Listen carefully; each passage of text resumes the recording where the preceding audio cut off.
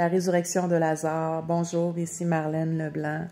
Je poursuis dans l'Évangile de Jean au chapitre 11, une autre histoire extraordinaire où ce qu'on voit encore une fois deux tableaux, comme le bien et le mal. On voit que les sœurs de Lazare cherchent Jésus, puis il lui dit, « Seigneur, celui que tu aimes est malade. » Et Jésus aime Lazare, aime cette famille et choisit d'aller voir pour justement le ressusciter. Il y a eu un délai, il a attendu un peu pour voir et démontrer vraiment la gloire de Dieu.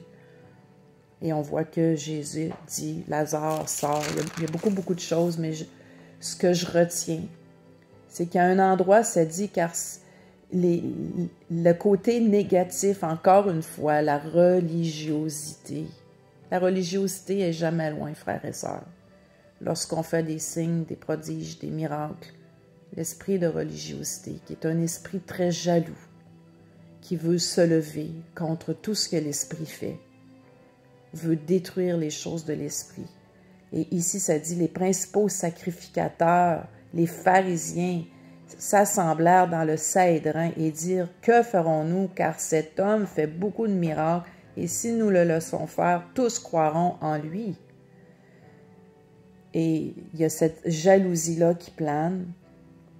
Et non seulement ils prennent le mandat de tuer Jésus à ce moment-là, mais aussi Lazare.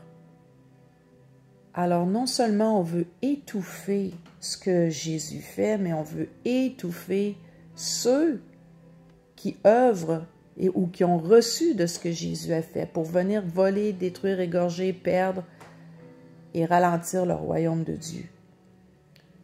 Donc, prions contre l'esprit de religiosité, prions contre cette jalousie, implorons l'Éternel qu'on puisse être dans une unité de respect finalement. On peut ne pas être d'accord les uns envers les autres, mais d'éviter de se tirer dessus les uns les autres en se disant « moi je détiens la vérité, non c'est moi qui détiens la vérité ». Mais de se réjouir de ce que Dieu fait grandir son royaume, de se réjouir que Dieu accomplit encore ses miracles aujourd'hui parce qu'il veut se révéler à la population. Soyez bénis.